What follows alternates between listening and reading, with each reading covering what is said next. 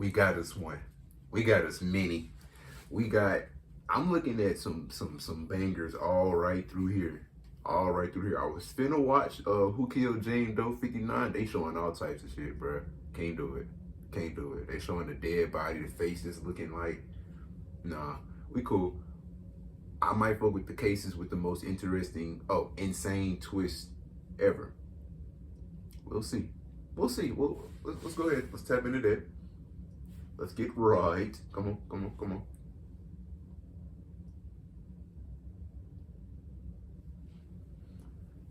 Internet, what we doing? How often do you think about your poop? Now, some people think about their poop a lot, others not so much. Come on, bro. Did you know that? The fuck on. Today we're counting down 4 true crime tales. Let's go! Internet, talk to me, talk to me. AT&T, talk to me. Why are we doing this? What's the reason? If you an internet provider, provide the damn internet.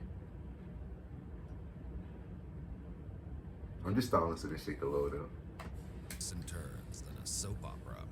The difference, however, is that these chilling stories are painfully real.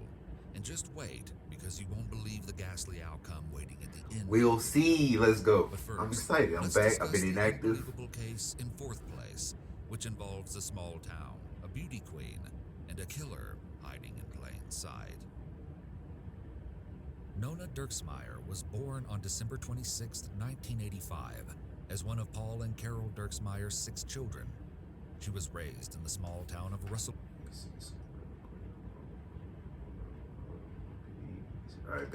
Arkansas, with many describing her as very sweet, kind, and shy. In high school, Nona began dating a boy. He looked like one of them. I just gotta say it. He looked like one of them. We don't like to, stereotype. We don't like to be prejudiced. We don't like to read a book by its cover. But if he ended up being the guy, Kevin Jones, who she had known since kindergarten, and the two immediately became inseparable. Around this time, she started competing in beauty pageants, using her platform to help prevent violence against kids. Nona even volunteered her free time as a member of the Big Sisters organization. The beauty queen started college at Arkansas Tech University in 2004, majoring in music, and got her own apartment. Keep in mind that Nona, her mother, and Kevin were given keys to this apartment. Kevin enrolled at the University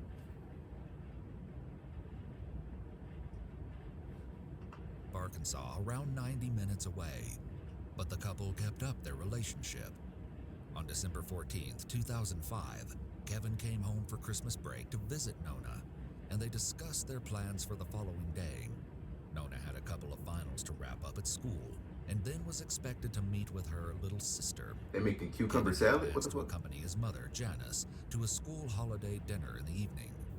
The next morning, Kevin received a text message from Nona reading, "Good morning, Cuddle Muffin. I love you and hope you have a great day." Naturally, he expected to hear from Nona again when her exams were finished, but she never called. After nearly 5 years together, this struck Kevin as odd because she usually... Wait a minute.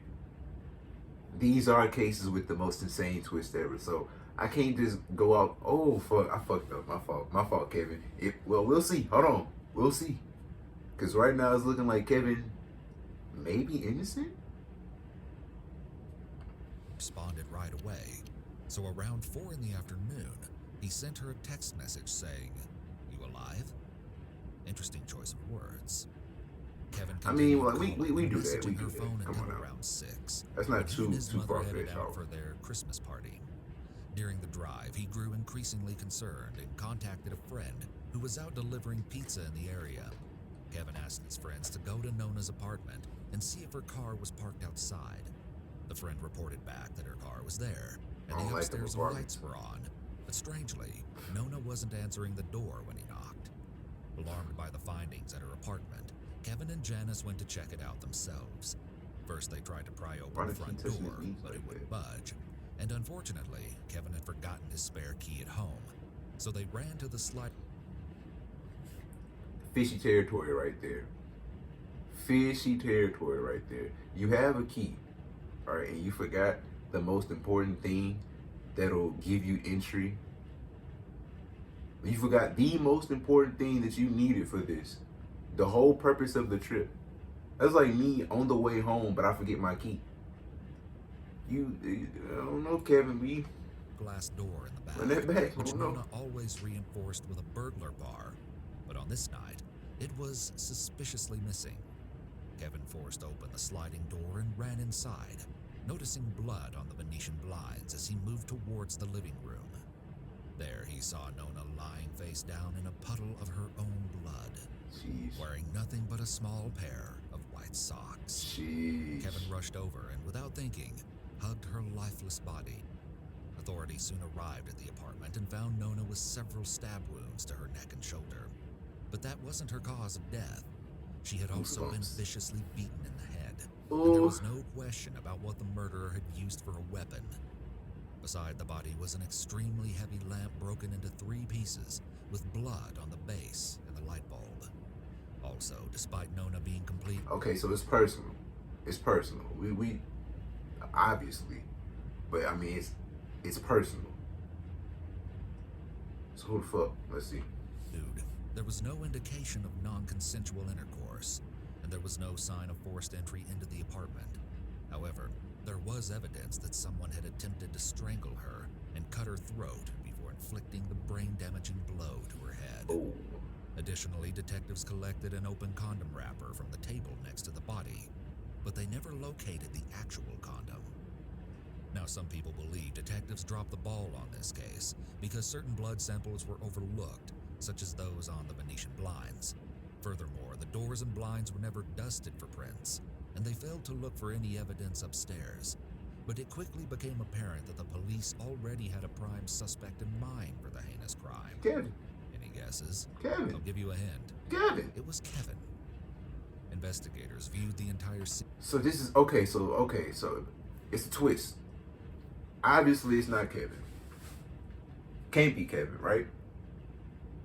I'm gonna down this hill and say it's not Kevin, because our brain meats are working, and they're saying these are twists. So we can't go with the obvious, and the obvious is the nigga had the key. He's being real fishy by forgetting the key. You goof. Why would you forget the key? Anyway, you're real fishy right now. So right now everything is leading to Kevin. Again, insane twist. With the open condom wrapper, right? And with her being naked, I feel like somebody trying to frame Kevin. You see where I'm going with this?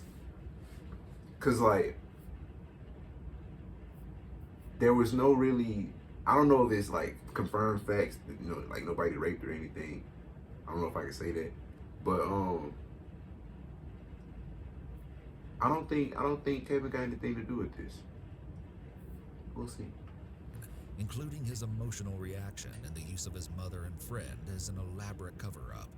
Not to mention, they walked in and saw Kevin covered in Nona's blood, which, let's face it, doesn't look good. Yeah, So you they goof. brought He's him a down goof. to the station right away. When I say he looked like one of them, it could have played. It could have applied to 2 things, right? You either could be super goofy or super psychotic murderer. It's one of them. Kevin, he's one of them, right? He's just super goof. I believe he's super goof, but those lines are very blurred. You know what I mean? Hours of intensive questioning. They also checked Kevin's body for injuries. Yeah, as he said Nona real had goofy. defensive wounds indicating That's a goofy she had fought stance. her attacker, but he had none. The distraught boyfriend never requested a lawyer and adamantly proclaimed his innocence the entire time, but the police still weren't buying it. However, investigators knew they needed to look at everyone in Nona's circle, so they started by examining her other lovers. Wait, what? Yes, you heard me right. Unbeknownst to Kevin, his high school sweetheart had been casually seeing other men, a harsh side effect of many long-distance relationships. Police stated that they also looked at anyone in the area who might have had contact with the beautiful young woman. Still, when they were all ruled out, the focus was shifted back to Kevin, who they now thought had a clear motive for killing Nona. Desperate to clear his name, Kevin voluntarily went to the Russellville Police Department on the eve of Nona's funeral. He told investigators, "I'll do anything that you guys want me to do. I'll do a DNA test. I'll do anything." He also willingly agreed to take a notoriously unreliable polygraph Oh test. God, don't as ever. long as- For one, Nona, you one of them. Oops, sorry. Everybody gotta have fun. Kevin, you fucked up in the situation, my boy. Never ever put all your eggs in one basket. Nona was a smart one. She did that. Claps and applause.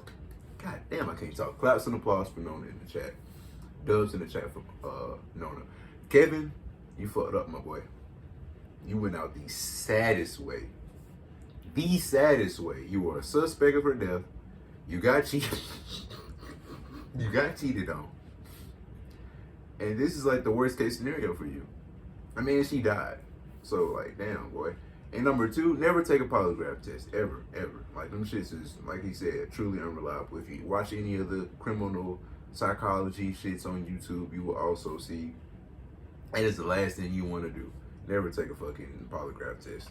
leave in time for Nona's visitation that night, which he had helped coordinate. This choice ultimately proved a huge mistake when the polygraph examiner announced he failed miserably. Don't take it. It could be, you could just be nervous and it'll read that, and you know, machines are highly untrustworthy. So He actually said to him, "Kevin, there's no doubt in my mind that you killed her." 7 grueling hours they later, swear they know. Kevin was still at the station and had missed the visitation. Of course, many people, including Nona's parents, started speculating that he skipped the ceremony because he was guilty. But as you can see, that wasn't the case at all. Nonetheless, authorities asserted that Kevin had murdered Nona in a fit of rage after discovering her infidelity firsthand. They even held a press conference to declare that all potential suspects had been cleared but one. And we all know how news travels in a small town. Further testing showed Kevin's fingerprint and blood on the light bulb next to the body. So on March 31st, 2006, he was arrested and charged with her murder. Damn. Kevin's legal team called into question the condom wrapper, which had been tested for fingerprints but never checked for DNA. Wouldn't you know, there was some DNA left behind, and it wasn't Kevin's. Instead, it belonged to an unknown male. Now, this wasn't exactly a slam dunk for the defense, because the jury could view this evidence 2 ways. The first is that it came from a total stranger, and the second is that it fits in perfectly with the prosecution's theory that Kevin had caught Nona cheating. The prosecution and defense argued back and forth, but the entire case ultimately came down to that light bulb. While prosecutors claim The prosecutor dumb as hell, because if so, that was the case, the cheating situation. If he caught somebody cheating, he would have caught them in the act. You wouldn't have walked in after the fact. What the fuck wrong with me? You wouldn't have walked in after the fact, found a condom wrapper with no condom, and well, never mind, I'm tripping. left the print after bludgeoning Nona to death. His defense maintained that he didn't even remember touching the bulb, insisting that it must have happened during the chaos of finding her body. Finally, it was time for the jury to deliberate, and while they were initially split on the decision, they returned the following day with a not guilty verdict. Then, shockingly, a local man named Gary Dunn was arrested God, for you look like a burglary in demon. September 2007, and eyebrows were raised when the police recalled him being questioned during the initial investigation. He had provided an alibi and was released without incident, but detectives noticed something very alarming when they took a second glance. The date on the receipt he gave them to account for his time didn't account for the time frame in which Nona was murdered. Furthermore, Dunn had been living in the same apartment complex as Nona at the time of her death.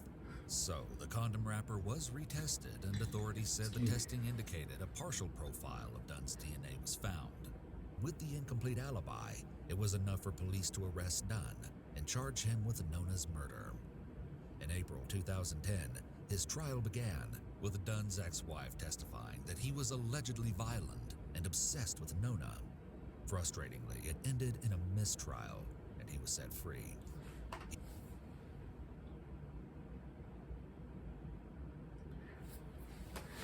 How many times we gonna see this shit? How many times we gonna see this shit?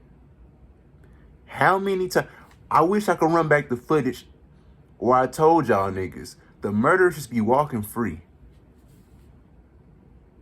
Let me get caught with a. Arrested again in I ain't gonna say 2011 nothing. for attempted kidnapping and indecent exposure, landing him 15 years in prison.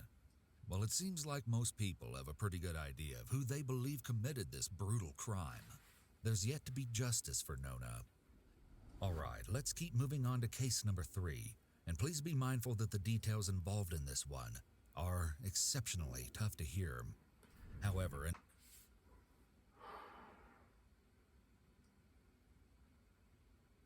What could possibly outdo some of the shit we already heard, right? What could possibly outdo it? unbelievable twist restores hope that good can triumph over evil, regardless of the terrible circumstances. So on that note, let's dive in. Jennifer Hawk Pettit was born in Morristown, New Jersey on September 26, 1958. After college, she met her soulmate, Dr. William A. Pettit Jr., while working as a pediatric oncology nurse at the Children's Hospital of Pittsburgh. William was born September 24, 1956 in Connecticut, and over time became one of the top endocrinologists in the world. The power couple said their I do's on April 13, 1985, Okay. and together they furthered their medical professions. On October 15, 1989, the pair welcomed their first child, a daughter they named Haley Elizabeth. And then on November 17, 1995, another little girl was born, Michaela Rose. Around this special time, Jennifer began working as a nurse at a private boarding school, which is how the Pettit family found themselves raising their 2 children in the idyllic and seemingly safe suburban community of Cheshire, Connecticut. In the summer of 2007, Haley was a bright and ambitious 17-year-old, preparing to head off to college in the fall. Her little sister Michaela was a happy 11-year-old, eagerly awaiting the start of middle school. Picket Now, White Fitz let's talk family. about the day that changed this family forever. July 22nd, 2007. It was a day like any other, and Michaela, who loved cooking, decided to make dinner for the family. So Jennifer drove her to the W local daughter. Stop and Shop to buy ingredients around Or is it 7:30 daughter? that evening. Surveillance footage shows the pair calmly walking through the store, collecting items from their list, but it also reveals something far more ominous. You bastard. Fucking cliffhanger. Whoa! Personal foul. What the Shout out. You can't use a Marshall beard Lynch, trimmer. though.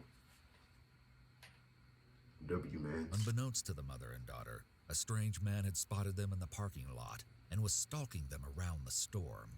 He then followed them out to their car and all the way home, where he hatched a sinister plan. Meanwhile, the Pettit family ate dinner around 8:30 and watched a television show before Jennifer and her daughters went off to bed. William chose to stay up and study some medical journals, which resulted in him falling asleep on the couch in the living room. Around 3 in the morning, the stalker returned with an accomplice and entered the home through the cellar door. The 2 intruders wore masks and were armed with a baseball. When I get rich, because I'm speaking that into existence, when I get rich, I'm not having no stupid big crib with 1,000,000 entries. You get in through the fucking cellar. I mean, like, there's literally nothing you can do about it. I mean, you could lock the cellar or whatever, but I'm pretty sure this family, it's hard to say, bro. Because if they're around well, it's 3 in the morning. I was about to say, they gotta be, like, maybe in the country or somewhere, but it's fucking Cheshire, Connecticut, right? So they gotta have some sort of neighbors. L neighbors in the chat, bro. L neighbors in the chat. You see somebody going through the cellar at 3 in the morning. Of course, they probably didn't see it, but damn, bro. Like, long story short, don't buy no house with no cellar, bro. God Bag damn. and a rifle. As they moved around, they were caught off guard by William, who they had expected to be asleep upstairs. Without hesitation, they brutally beat him over the head with the baseball bat and dragged his bloody, unconscious body.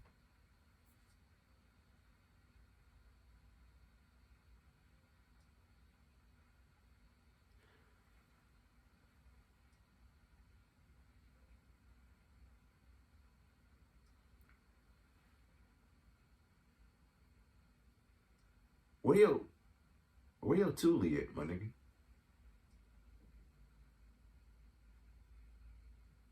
Where's your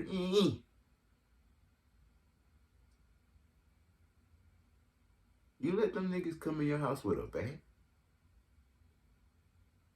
With a bat? Now I know they said did they say they had a rifle? Hold on, let's run that shit back. Did they say they had a rifle?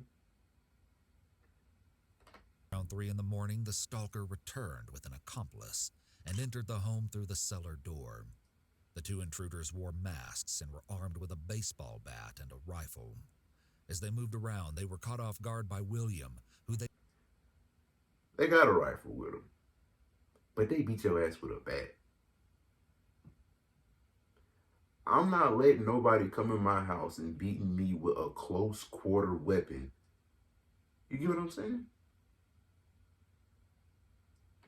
expected to be asleep upstairs. Without hesitation, they brutally beat him over the head with the baseball bat and dragged his bloody, unconscious body down to the basement. Now, he may be where going was for a tied snack up or whatever, and but left for dead. Then they entered the master bedroom where Jennifer and Michaela were sleeping and abruptly woke them up before forcibly moving Michaela to her own room. Next, they subdued Haley in her room and tied all three to their separate beds by their wrists. the fuck did they do? Light this shit on fire? What is this? Ankles with pillowcases covering their heads. The monstrous men then went about ransacking the home, looking for anything valuable to steal. But Yeah, they definitely very lit disappointed this shit on fire. to find a safe. However, after locating a bank ledger stating the family's personal finances, they decided to wait until morning to bring Jennifer to the bank so she could withdraw cash. In the meantime, they went to a local gas station and filled 2 gas tanks. We'll get back to that later.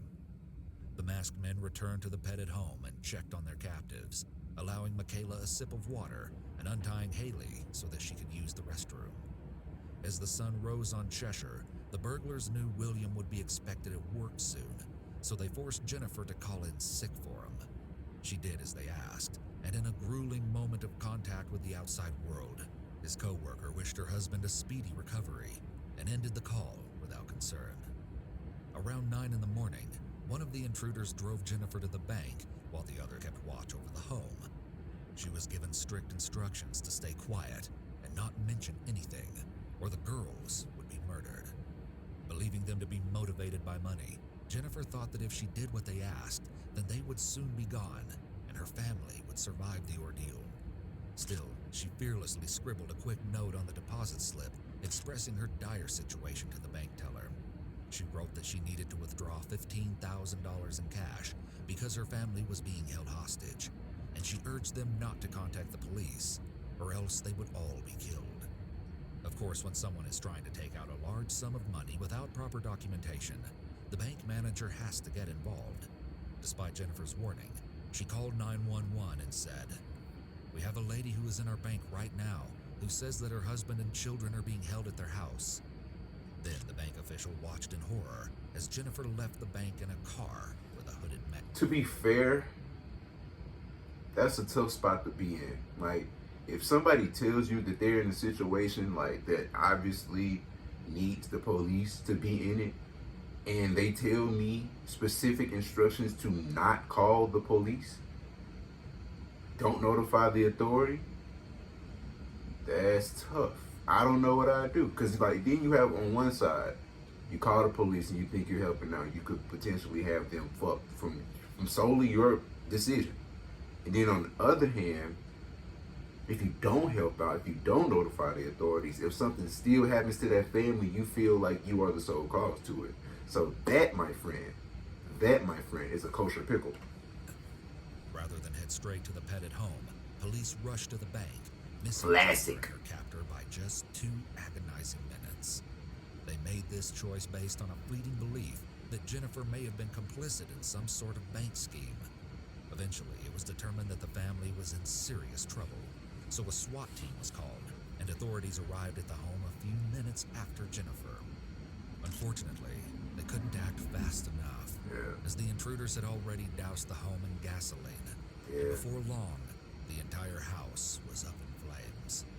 Both men ran from the front door and jumped into the Pettit's SUV, but their escape attempt failed when they crashed into a police car at a Damn. roadblock.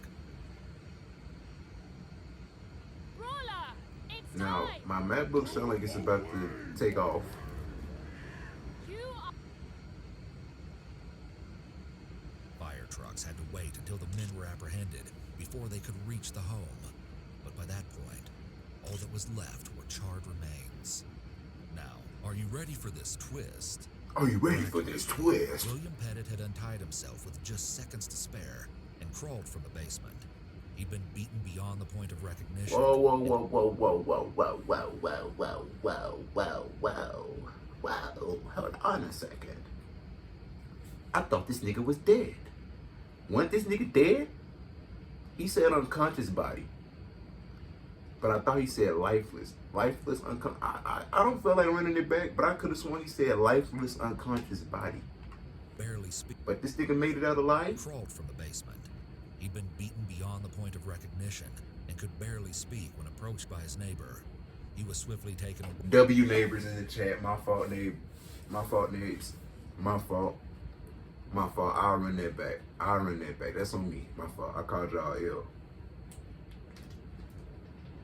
I called y'all ill neighbors. That's tough. They were there. They seen it. They peeked. My fault. My fault. By ambulance, not knowing what happened to his wife and children. When he later woke up in the hospital, William was given the crushing news that Jennifer, Haley, and Michaela had all lost their lives that day. The two masked men, Joshua Komasiewski and Stephen Hayes, admitted to assaulting. Why is... You got way too many fucking variables and... No, bro. That's... You got too many, what's them is? AIOUs? You got too many of them in your shits, bro. There's no way there is no way. That's W in the chat for, who this is? For EWU. That's a tongue twister if I ever heard one. EWU Crime Story Time. W's in the chat for him. For, like, bravely pronouncing that shit. But what we doing with him? Joshua Komasiewski and Stephen Hayes admitted to assaulting and strangling Jennifer to death. Furthermore, an autopsy revealed that both daughters died from smoke inhalation, but not before Michaela had endured a violent attack. Fuck. Authorities speculate that Joshua had developed an obsession with the young girl after spotting her at the grocery store. This horrific crime devastated the town and had many people questioning the actions taken by police. For starters, there was a 33-minute gap between when Jennifer left the bank and when the house erupted in flames. Additionally, the police chief had directed all units to stay away from the home until he arrived on the scene, and there was a delay with the SWAT team because they forgot their bulletproof vests.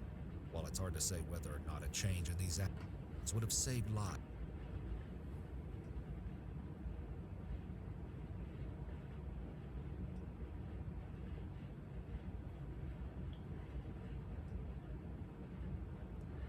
How many fucking times are the police, the ops, oinks, pigs, 12, whatever you want to call them, how many times they gonna fuck shit up, bro? How many times?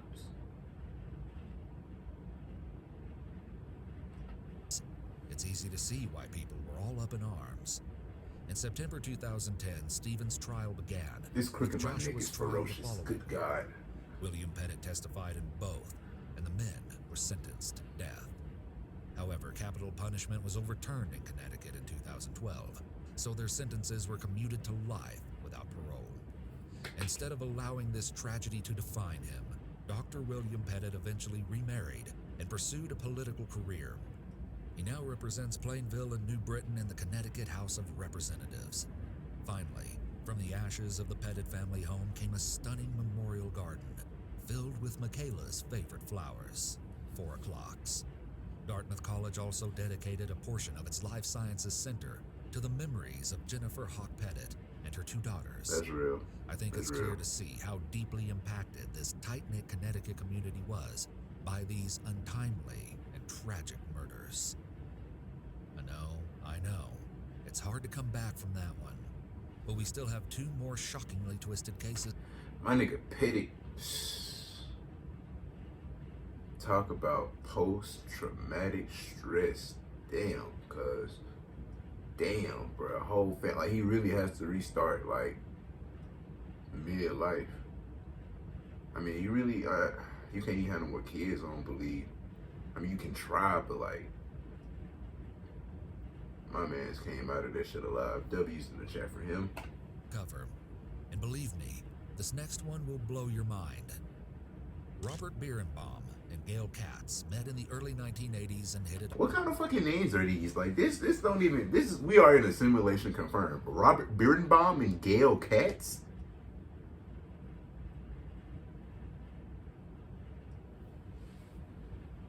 I'm not biting the apple on that one. That's just... Right away. She was young, beautiful, and motivated, working a series of odd jobs in Manhattan while studying to be a psychologist. He was a good-looking, charming, and intelligent surgical resident with passions for cooking, skiing, and flying planes. It seemed to be a match made in heaven, but unfortunately, someone was hiding a dark secret. Maybe Birnbaum. Robert, who often took his dates on romantic flights, swept Gail off her feet, and the two were married in 1982. They moved into a lavish Upper East Side apartment, but it didn't take long for some major red flags to emerge. From Birnbaum.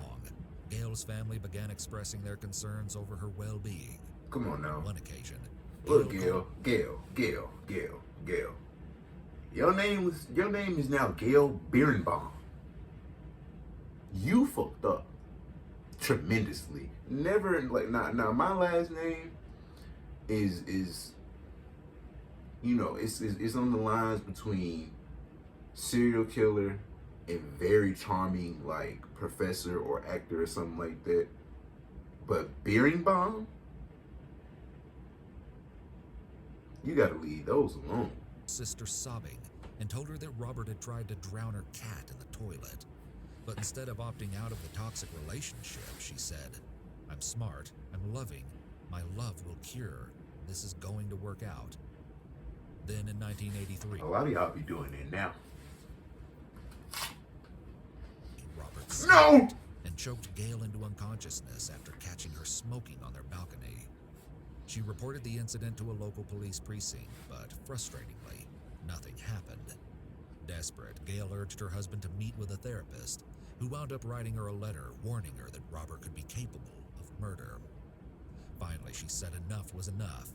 Gail told her sister that she planned to leave Robert, but that time never came, because on July 7th, 1985, Gail disappeared without a trace. Gail's worried family pleaded with Robert. Of course, we're gonna predict that Robert is innocent. I know. We're gonna predict Robert innocent. It's a twist. There gotta be a twist. Either his motive is really stupid and that's the twist, or it ain't Robert. Those are the only two options. For any information on her whereabouts, but all he said was that she left their apartment in the middle of a heated argument. He claimed not to have seen or heard from her since, but Gail's sister was immediately suspicious of the esteemed surgeon and stated in an interview, "She's not with me and she's not with my parents, and at that moment I know that my sister's dead." When months passed with no word from Gail, the Manhattan District Attorney's Office started an investigation. However, it was impossible to charge Robert without any evidence or a body, and the case slowly went cold. But then, in May 1989, a glimmer of hope emerged when a human torso washed up on a beach in Staten Island. However, DNA forensics weren't yet available, so investigators had an X-ray technician compare Gail's old chest X-rays to the torso, and they concluded this is Gail. Meanwhile, Robert seemed unfazed by his wife's disappearance, as he was busy partying and picking up women. He's a In Birnbaum. 1990, he moved to Las that's Vegas, all I can began say. his own plastic surgery practice, and formed a new relationship with Dr. Stephanie Youngblood, who reported What the fuck are these? What? This is no. This is not real, bruh. These are all paid actors. Robert Birnbaum, Gail Katz, and Stephanie Youngblood.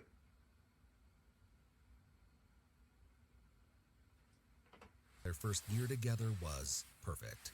Eventually, Stephanie left Robert after witnessing his rage firsthand, but he wasted no time and quickly started dating That's again. stock footage, though.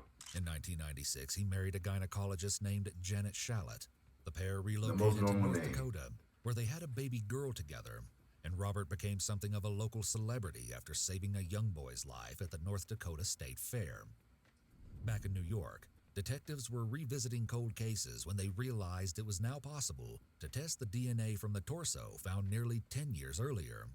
Unfortunately, Gail's family received the gut-wrenching news that the torso did not belong to Gail, thus ripping away any closure they had found. The determined investigators Big began whoopsies. re-interviewing anyone close to Robert, and one person's statement stood out from the rest. A former girlfriend from back in New York told detectives she had been with Robert when he got a phone call from Port Authority police saying they might have found Gail. After hanging up the phone, he ominously told her, "I doubt it's Gail."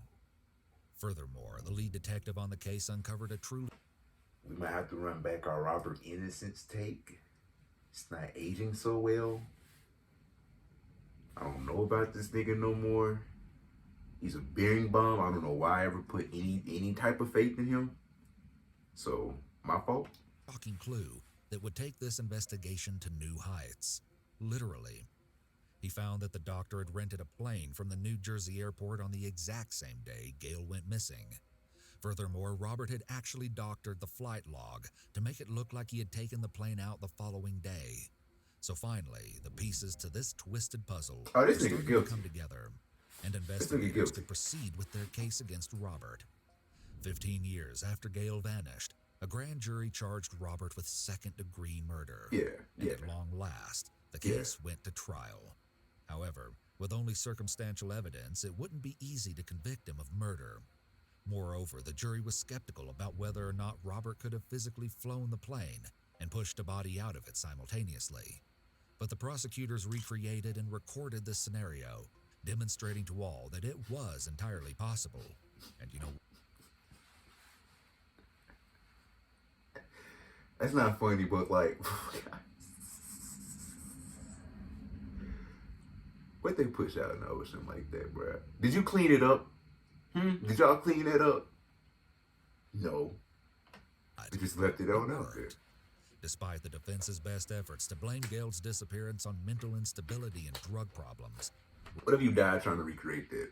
Robert was found guilty of second-degree murder on October 24th, 2000.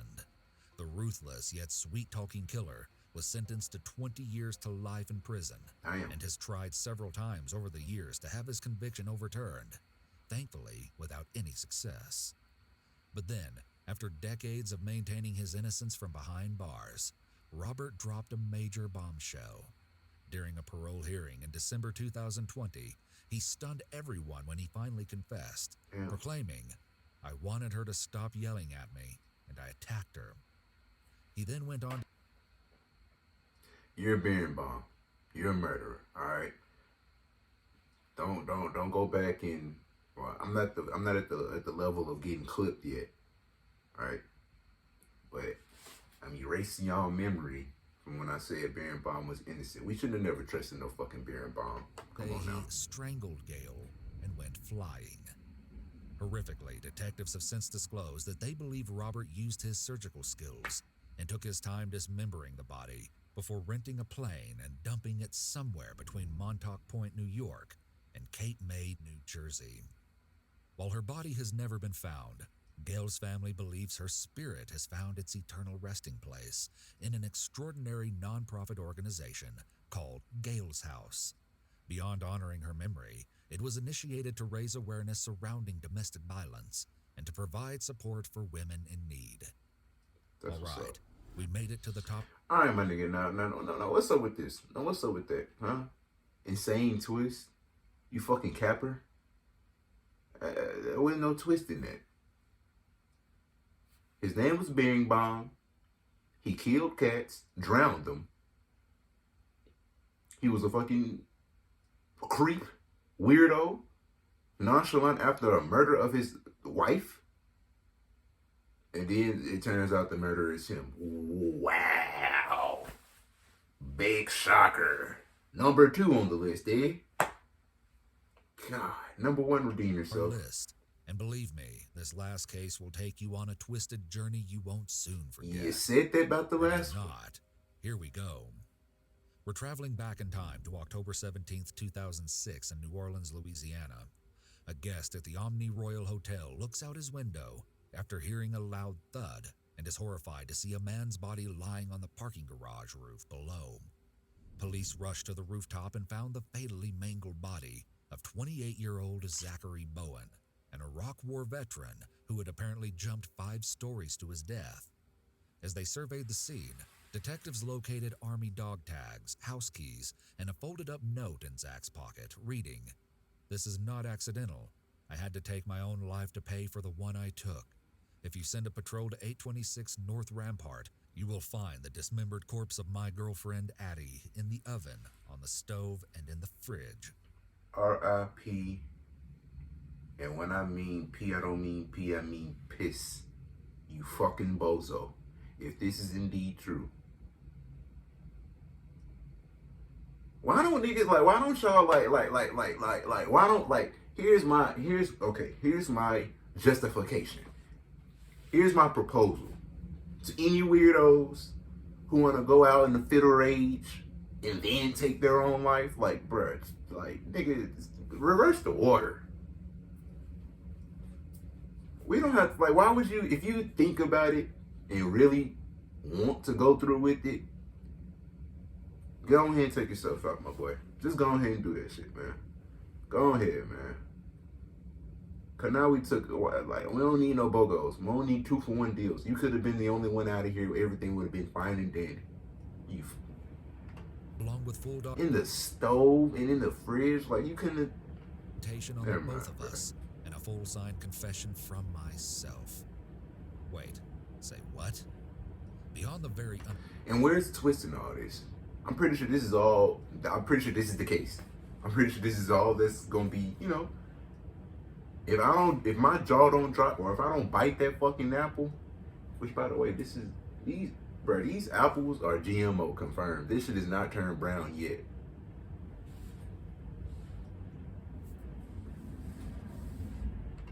unexpected admission, it was clear that Zach had been living with some demons based on the 28 cigarette burns found on his body. I bet that shit He 90 wrote that minutes they were ago. meant to symbolize his shortcomings in school, jobs, military, marriage, parenthood, morals, and love for every year of his life. However, according to his friends, Zach appeared in fine spirits the day before his lethal leap. So what happened? Well, hotel security footage captured him drinking for hours at the Omni rooftop bar before eerily pacing back and forth by the railing. It appeared as though he was contemplating his fatal choice. But then, at around 8:30 in the evening, cameras rolled as he suddenly threw himself over the edge, leaving behind a mess of unanswered questions. Of course, authorities immediately went. It's not that many unanswered questions. I mean, Buddy did kind of write out the, whatever. Address in Zach's Well, it's note, not that and many. much to their horror, discovered that every gruesome detail was true. In various areas of the French Quarter flat, they found the partially cooked remains of a young woman. While she couldn't be immediately identified, it was suspected to be Zach's missing girlfriend, 30-year-old Addie Hall. Now, let's talk about these two for a second. Not the fucking pan. Not her being in the picture the whole time. And y'all niggas just expanding the photo. Y'all ain't shit for that. Damn. And she looked like such a nice.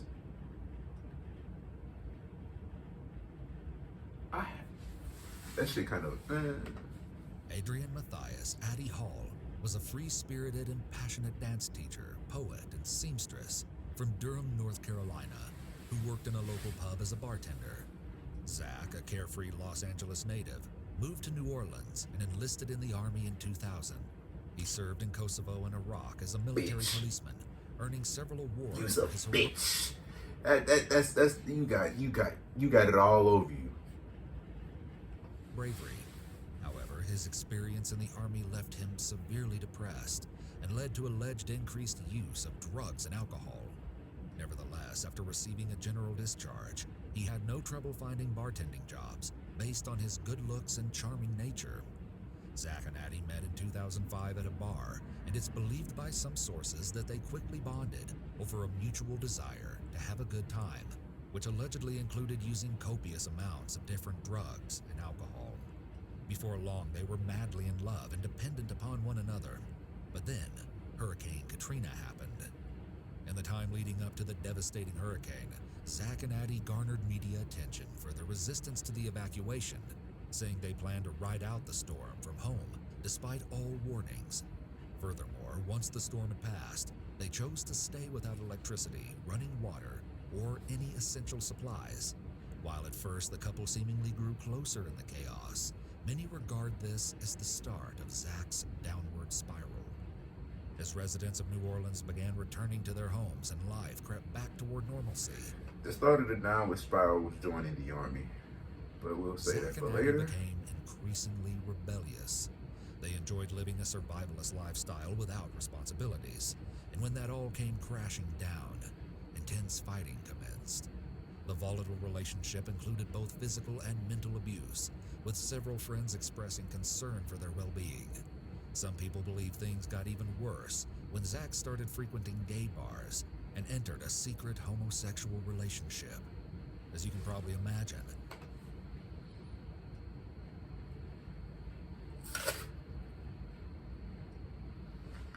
he wasn't happy when she found out he was cheating on her, and after breaking up with Zach, they got into a massive fight over ownership of their shared apartment. Then, in the heat of the moment, Zach snapped and strangled Addie to death. At the apartment, police located a series of strange messages spray-painted on the walls and a full written confession from Zach stating, "I scared myself not by the action of calmly strangling the woman I've loved for 1.5 years, but by my entire lack of remorse." Then, horrifyingly, they opened the oven and discovered a pair of charred feet and legs in a tinfoil-lined pan. Oh, but that wasn't all. They also found hands and a severed head in separate pots on the stove, as well as a torso wrapped in a plastic bag and packed into the refrigerator. Something of a silver lining, New Orleans Chief of Detectives Anthony Canatella denied reports there was cannibalism involved in the crime, citing an He just autopsy whipped that up the showed pot no evidence of for body no parts reason. in Bowen's system. Regardless, just let that sink in for a second. What the fuck you Now- say? Regardless, What did you say? autopsy that denied reports there was cannibalism involved in the crime, citing an autopsy that showed no evidence of body parts in Bowen's system. Regardless, just let that sink in for a second. Now, as if this case isn't already twisted enough, Addie was very best friends with a woman named Margaret Sanchez, who appeared as a narrator in the documentary Zach and Addie. But shockingly, in 2012, Margaret and her boyfriend, Terry Speaks, were charged with murdering and dismembering a dancer named Jaron Lockhart. In any case, the tragic tale of Addie Hall and Zach Bowen's whirlwind romance in New Orleans' French Quarter is a harsh testament to how abruptly a person can snap. Couple things here. We're gonna end it right here, of course. But number one, joining the army is an L. Sorry, don't fight for this fucking country. It doesn't love you. Doesn't give you the proper get back. You know what I'm saying? For you to go out there, lay it literally all out on the line, for you to never be the same after you return home, bruh. They don't give you enough. You know what I'm saying? They don't. And they breed murderers like this man here. Not only just murderers, like normal murderers, which I know sounds, that's a fucking oxymoron, but niggas who cook, run it back, dismember the body, then cook it. Somehow it's crazier if you're not a cannibal and you do that. You know what I'm saying? Like, but these cases were not that twisty. That twist at the end was not really like, not shocking, because motherfuckers is weird. You know what I'm saying? I don't put it past, I don't put it past them. But yeah, man, don't join the army and don't marry anybody with the last name Birnbaum. We'll see you for the next one.